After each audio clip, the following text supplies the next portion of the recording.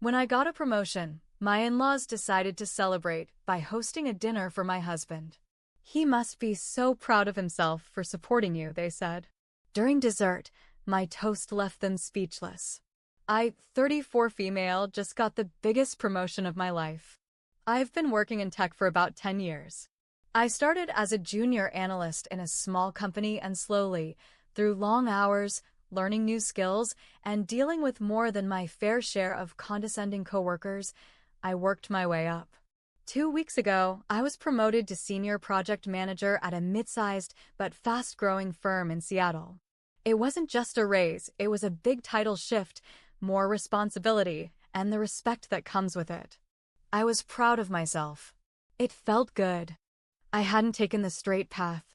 I'd been laid off once, changed careers twice, got my master's degree while working full-time.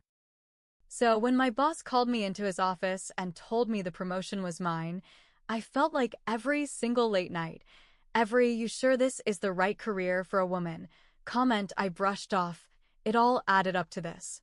I came home that day glowing. My husband, Mark, 36 male, hugged me tight and said he was proud of me. He's a graphic designer who works freelance. His schedule's more flexible than mine, and when I had to travel or stay late, he handled a lot of the house stuff. I never took that for granted. Here's where things start to go sideways. 3 days later, Mark gets a call from his mom, Susan. She's hosting a small dinner to celebrate the good news. But she tells him something weird. "We just want to show how proud we are of you, honey. You've been such a rock for her. She couldn't have done it without you." Excuse me? He tells me this with kind of a nervous chuckle. He knows how I'll react. I tried to brush it off, thinking maybe she just worded it badly. Now, for context. Susan and George, Mark's dad, are very old school. They're polite on the surface, but they've always had this undercurrent of women belong in the kitchen. Not in a loud, aggressive way. More like, "That's cute you work, but don't forget your husband comes first." When we got married, Susan kept asking when I'd quit my job and start focusing on the real stuff, meaning babies. I laughed it off. I always kept things civil, never fought with her. But we've never been close. Anyway, Saturday comes and we drive out to their place. It's a big house in Bellevue. Susan answers the door in pearls. Literally, pearls. Like we were walking into an episode of Leave It to Beaver. There are about 12 people there, mostly family and a few of their friends, who I barely know. We sit down for dinner. Mark's cousin is there, his aunt, even one of George's old business buddies. The whole thing felt off. Everyone kept saying things like, "Mark, you must be so proud," and "it takes a strong man to support a career woman." Someone actually said, "Behind every successful woman is a man who gave up everything." I almost choked on my wine. They weren't trying to be mean. They thought they were being nice. Like, praising him was somehow the same as celebrating me. No one asked me how I did it, what the role involved, what challenges I faced. Every single toast was about him. And he just sat there, kind of awkwardly smiling, occasionally looking at me like, "I'm sorry, I don't know what's happening either." Then dessert comes out. Homemade cheesecake. Susan stands up, glass in hand. She says, "Let's raise a toast to Mark, who stood strong beside his wife through all her ups and downs." She's a tough one, that girl, but Mark, we all know who the real hero is. The room clapped. I felt my jaw clench so hard it hurt. I looked around. No one saw anything wrong with what she said. So I stood up. I took my glass. Mark gave me this quick, subtle, "Oh God, look," but he didn't stop me. I said, "Thanks for the lovely dinner. Really, this means a lot.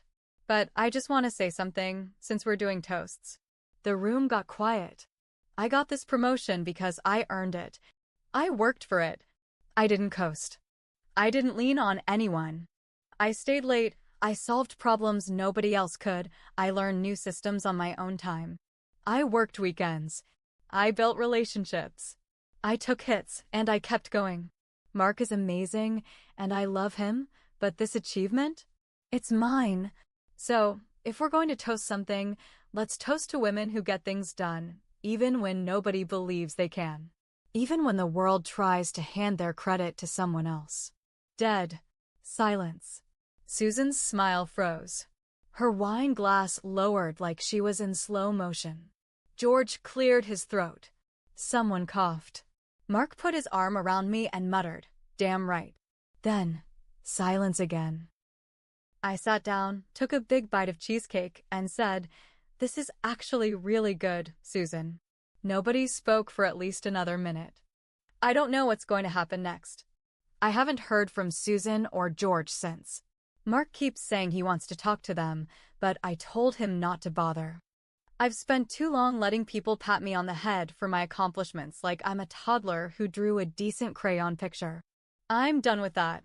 This isn't over. We drove home in silence. Not angry silence, just heavy. Like there was too much in the air to cut through. Mark finally said, "You didn't lie, you know. Everything you said was true." I nodded. "Still think I should have kept quiet?" He shook his head. "No. But you just dropped a bomb in the middle of their dinner party." We didn't hear anything from his parents the next day. Or the day after. Which, honestly, was fine by me. But then the real backlash started. On Wednesday, Mark sent him a long text. I only saw the part where she said, "Your wife embarrassed the entire family." That wasn't the time or place. His cousin unfollowed me on Instagram. George, his dad, emailed Mark a passive-aggressive note saying he was disappointed to see resentment taking root in our family. Then Susan called. I was in the kitchen, heating leftovers. Mark put her on speaker because at this point, we weren't hiding anything. "I just want to understand," she said. Her voice was cold. Too calm. "Why you thought it was appropriate to attack your husband in front of everyone who loves him." I almost laughed. "I didn't attack him. I corrected the narrative. You humiliated him." "No. I humiliated you. That's why you're mad." Mark winced. Susan went quiet for a beat, then snapped, "You're an ungrateful little girl, and you don't deserve the man you married." That did it. Mark stepped in. "Mom, don't. Just stop. You're way out of line. You're letting her poison you against your own family." "No. I'm just finally seeing how much you refuse to respect her." She hung up. 2 days later, Mark gets added to a new group chat. It's got his parents, his brother, who lives in Chicago, his sister, and 2 aunts. The chat is called Family First. First message, "We need to have a conversation about what's happening to Mark and his marriage." Yes, his marriage. Like it's a separate creature dragging him underwater. Messages poured in. "She's too aggressive. She doesn't understand family values. Why can't she just be thankful?" Mark left the group within 10 minutes. He didn't even reply. Just left. And that was when things really cracked open. The next weekend, Mark and I went out to grab coffee. We were walking through Pike Place when he said, "There's something I need to tell you." I looked at him. "Okay. You remember when I said I was fine not working full-time? That I was happy freelancing while you chased your goals?" "Yeah. Well, it wasn't always about the work. A few years ago, when you were up for that team lead position, Mom told me I should step back. She said if I earned more than you or had a bigger job, it would hurt your chances. She said companies don't like women who aren't the main breadwinners." I stopped walking. "She said that to you?" He nodded. I didn't believe it at first. But then I started to wonder. I didn't want to be the reason you got passed over. So I just didn't apply to things I wanted.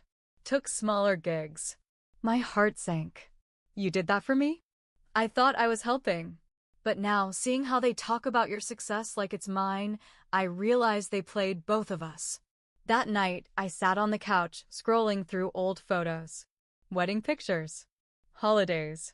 Susan and George smiling like they were proud of us. And all I could think about was how they never once asked what I actually do. What my promotion even meant. They just assumed it was a story with Mark at the center. The next morning, we got an invitation. Another family dinner. But this time, it was being hosted at Mark's sister's house. not Susan's. The invitation said, "Let's talk things out. No drama. Just family." I looked at Mark. "You think they want to talk, or trap me into apologizing?" He stared at the invite. "Honestly, I think they're about to show you who they really are." We debated for days whether to go. Mark said he didn't trust them, and I felt the same, but a tiny part of me thought, what if they're finally ready to listen? So we showed up. Mark's sister, Jenna, greeted us with a weirdly bright smile. Her husband, Tom, nodded but didn't say much. Everyone else was already seated: Susan, George, the aunts, the brother from Chicago. It looked like some kind of family intervention setup. Even the lighting felt hostile. There were name cards. And we weren't seated next to each other. Mark gave me a look like, "Here we go." Dinner started. Small talk. Forced laughter. Then Susan raised her glass again. Before dessert, we thought it would be good to clear the air. "Here it comes." She stood, looked directly at me, and said, "We all understand that times are changing. Women want careers, and that's fine. But what's not okay is turning your success into a weapon against your own family." I blinked. Mark started to speak, but Susan raised a hand. "Let me finish." Then George chimed in. "We wanted to give you both a chance to correct course. For the sake of your marriage." "Wait, correct course?" Then Jenna slid an envelope across the table toward me. "We found something," she said. "We thought you should see it before things go any further." I opened it. Inside was a printout of a screenshot, my private Slack messages from work. A thread between me and a coworker, venting about family drama. I'd said, "His mom acts like he invented the idea of supporting your wife. I swear she'd throw me a party for cleaning the kitchen if Mark handed me the sponge."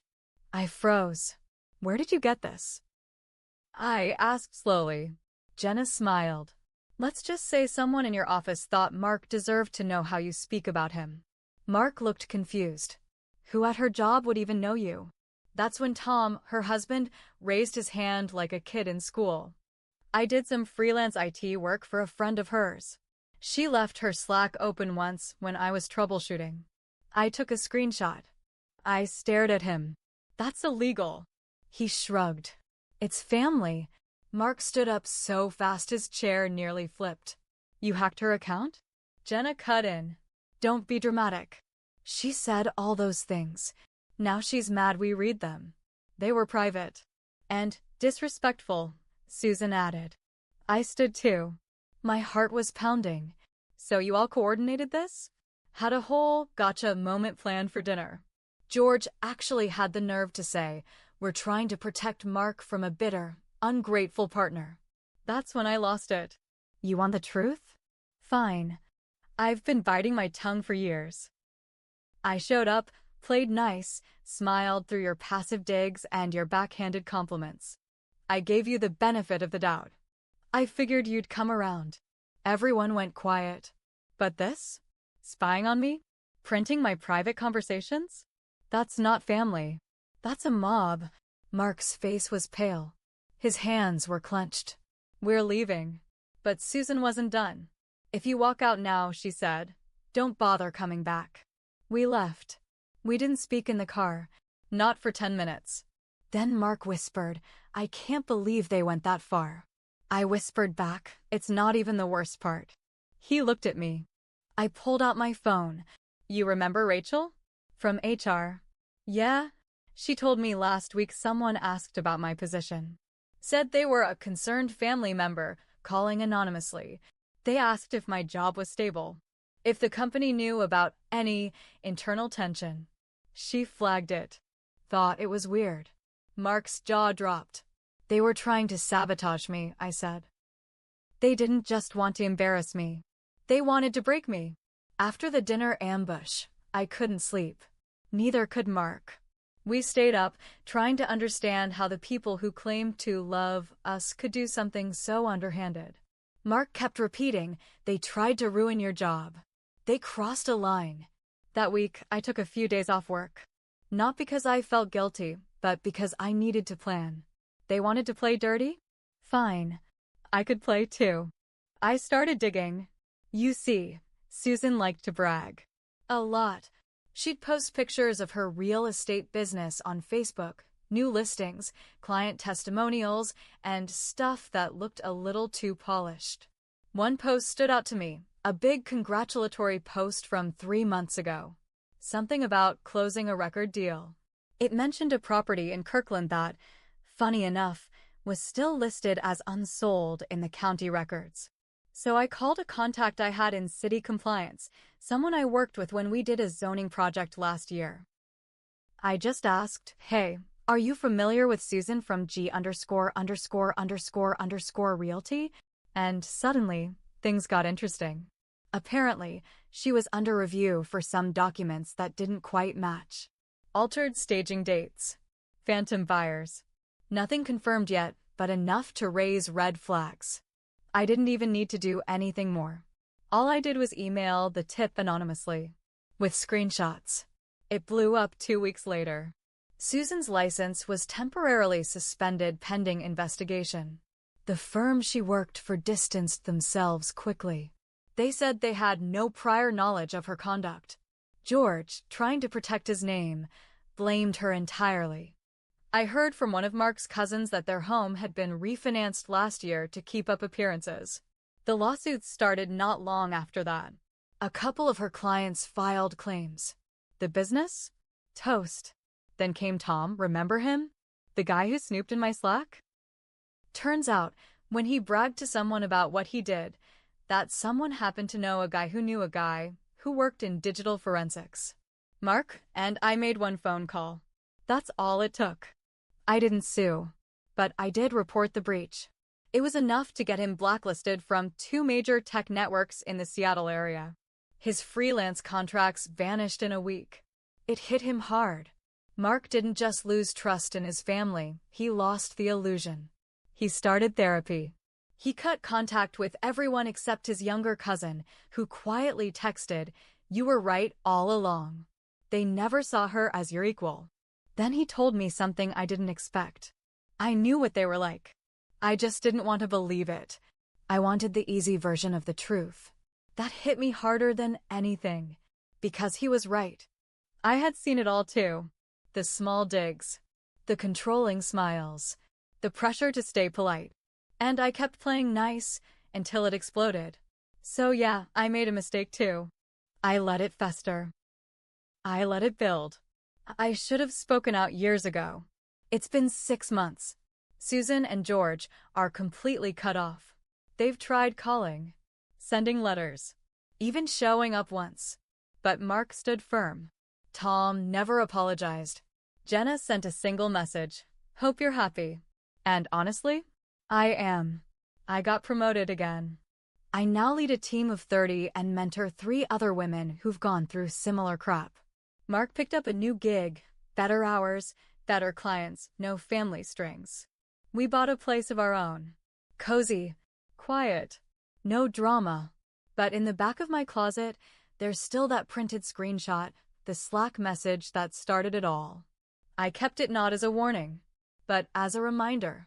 If you don't speak for yourself, someone else will rewrite your story for you. And I'll never let that happen again.